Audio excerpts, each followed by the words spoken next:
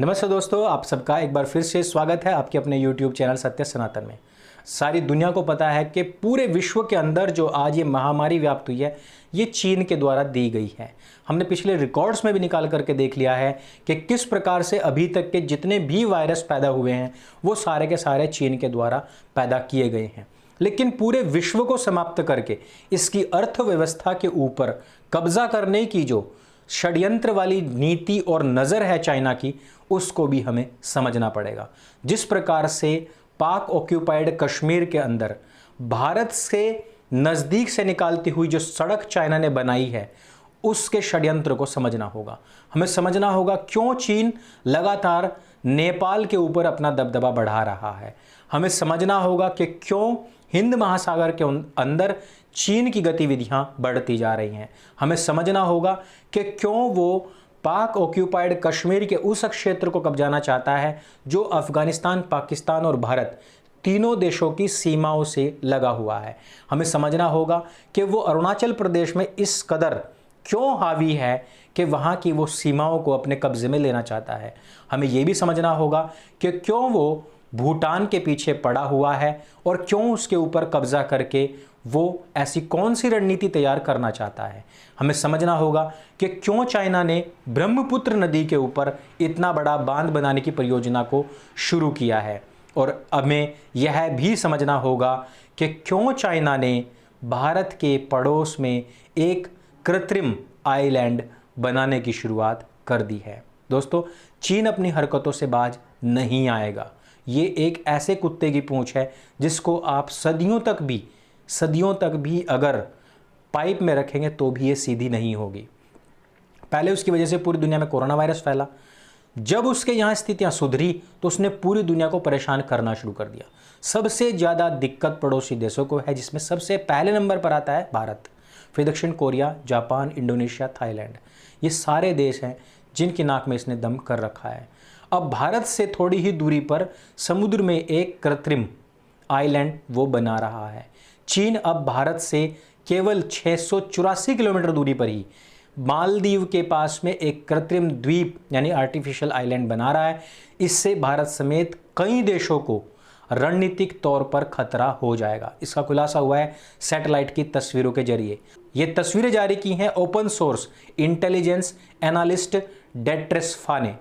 दुनिया भर में हथियारों की खरीद बिक्री पर नज़र रखने वाली इंटरनेशनल एजेंसी CIPRI के परमाणु सूचना कार्यक्रम में डायरेक्टर हैंस क्रिस्टेसन ने ट्वीट करते हुए बताया है कि मालदीव के फेदुफिनहोलू द्वीप को मालदीव की सरकार ने चीन को $4 मिलियन यानी कि 30.33 करोड़ रुपए में लीज पर दिया है।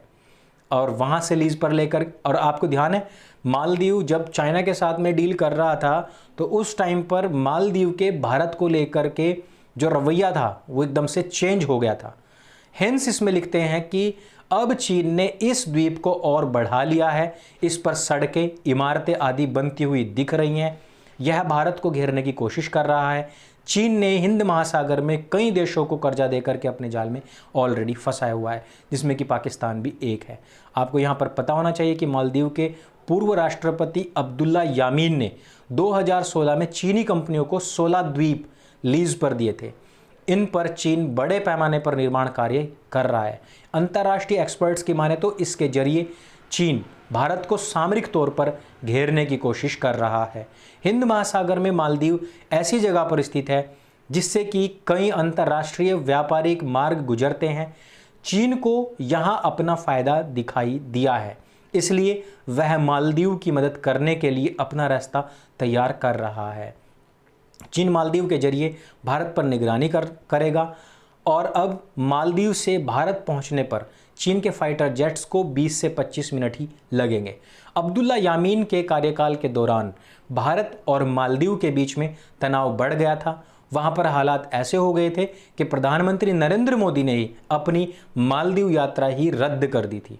और ऐसे समय में भारत के लिए खतरा और ज़्यादा बढ़ जाता है। और ऐसी स्थिति में जहां पर भारत आए दिन कोई ना कोई रक्षा सौदा करता रहता है। ऐसे समय में हमें यह भी समझना पड़ेगा कि चाइना भारत को घेरने की, और वो भी हर मोर्चे पर चारों तरफ से घेरने की कोशिश क्यों कर रहा है। हमें यह भी समझना होगा कि हम अंतर्राष्ट्रीय मोर्चे पर जिस प्रकार से घिरे हुए हैं, उससे भी ज़्यादा ज़बरदस्त तरीके से हमको अंदर से भी कुछ लोगों ने जकड़ लिया है। और वो लोग जो अक्सर कर चाइना के राजदूतों से, वहाँ के मंत्रियों से, वहाँ के जो रक्षा सलाहकार हैं उनसे चोरी चोरी छिपे छिपे कौन मिलने के लिए जाता है। कौन सी वो विपक्षी पार्टियों के अध्यक्ष रहे हैं जिन्होंने चाइना के साथ में हाथ मिला करके रखा हुआ है। ऐसी स्थिति में ये लोग वो लोग हैं जो भारत की राजनीति में तो बैठे हुए हैं, लेकिन किसी भी कीमत पर ये यहाँ की सरकार को अस्थिर कर, चाहे इसमें लाखों करोड़ों भारतीयों की जान ही क्यों ना चली जाए, लेकिन उनको भी हाशिए पर डाल करके सिर्फ और सिर्फ सरकार की छवि को गंदा करके इसको गिराना चाहते हैं। मित्रों, ये कोई रातों रात नहीं हो गया है। पिछले 70 साल के अंदर उन लोगों ने, उन पार्टियों ने, उन अध्यक्षों ने, उस एक परिवार के सब सदस्यों ने जो षड्यंत्र रच करके भारत की जड़ें खोखली की हैं, उससे हमें इस बात का पता लगता है कि क्यों इतने वर्षों में चाइना जहां पर विश्व में दूसरे स्थान पर है, वहां पर भारत आज 138वें स्थान पर है। और वो चाइना अब उसी 138वें स्थान से जंप लगा करके ऊपर बढ़ने वाले भारत को घेरने की कोशिश क्यों कर रहा है। क्यों वो चाहता है कि भारतवर्ष को मैं हर मोर्चे पर घेर घोट करके बस मार डालूं। क्यों भारत के अंदर अस्थिरता आज की तारीख में देखने को मिल रही है। जब बाहर का दुश्मन हमला करता है तो अंदर के सब लोग अपने जो दुख हैं उनको, जो आपस की दुश्मनी है उनको, जो आपस के गिले शिकवे हैं उनको भुला करके आगे बढ़ते हैं, दुश्मन से टक्कर लेने का काम करते हैं। लेकिन जिस प्रकार से हम देख रहे हैं कि जिस प्रकार सुधीर चौधरी जी को फ़ोन पाकिस्तान से आता है और वो कहते हैं कि केरल में जो हमने तुम्हारे खिलाफ एफआईआर करवाई है उसमें हम लोगों का हाथ है, उसमें पाकिस्तान का भी हाथ है। हमें समझना पड़ेगा कि जो पाकिस्तान के दल्ले जो पूरी की पूरी उम्मा को एक समझते हैं, जो 57 देशों में रहने वाले मुसलमानों को अपना भाई समझते हैं, जो किसी भी देश के अंदर किसी भी गैर इस्लामिक व्यक्ति के द्वारा उठाए गए सवाल को ख़त्म करना चाहते हैं, उस सवाल को उठाने वाले व्यक्ति तक को भी ख़त्म करना चाहते हैं, उन लोगों से हम क्या उम्मीद कर सकते हैं। एक तरफ चाइना पाकिस्तान को पैसा दे रहा है, वही पाकिस्तान भारत में बैठे हुए कुछ दलालों को पैसा दे करके यहाँ पर एफआईआर करवा रहा है।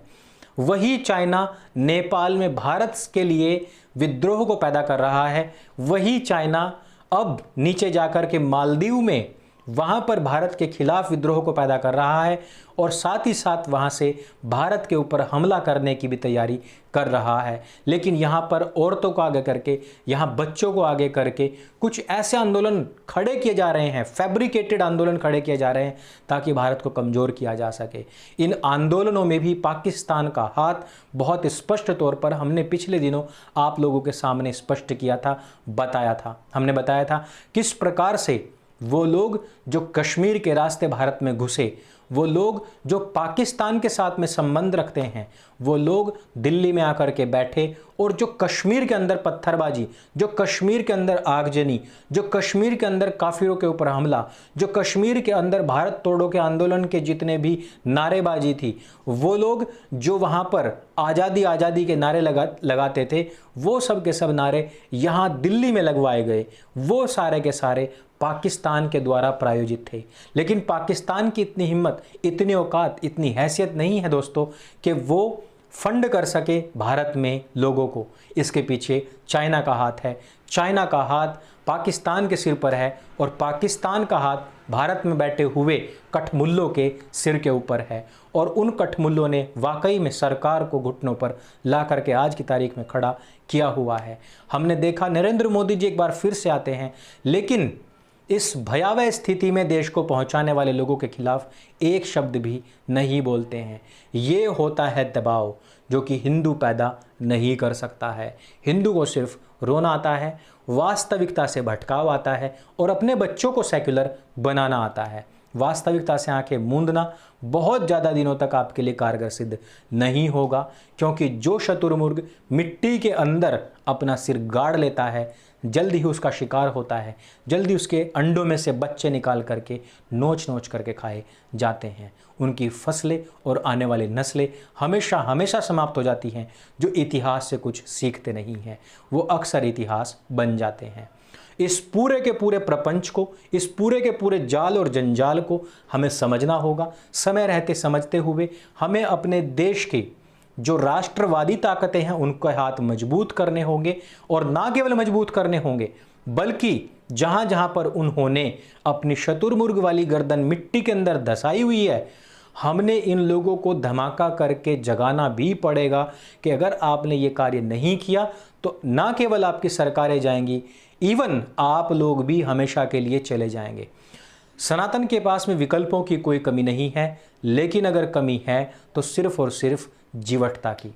अपने मूल धर्म में वापस लौटिए। सनातन ही केवल एक सनातन धर्म है। इसको स्थापित करने के लिए आप लोगों का जागना, जागरूक होना बहुत ज़्यादा जरूरी है, और उसी के लिए सत्य सनातन का यह गिलहरी प्रयास आप लोगों के लिए है। अगर ये वीडियो जानकारी से भरपूर लगे, आपके दिल को छुए, तो इसको सबके साथ में शेयर अवश्य कीजिए। इस वीडियो में सिर्फ इतना ही। जानकारी से भरपूर अन्य वीडियो देखते रहने के लिए इस चैनल के साथ जुड़े रहें। मेरे संग बोलिए सत्य सनातन वैदिक धर्म की जय। जय हिंद, वंदे मातरम।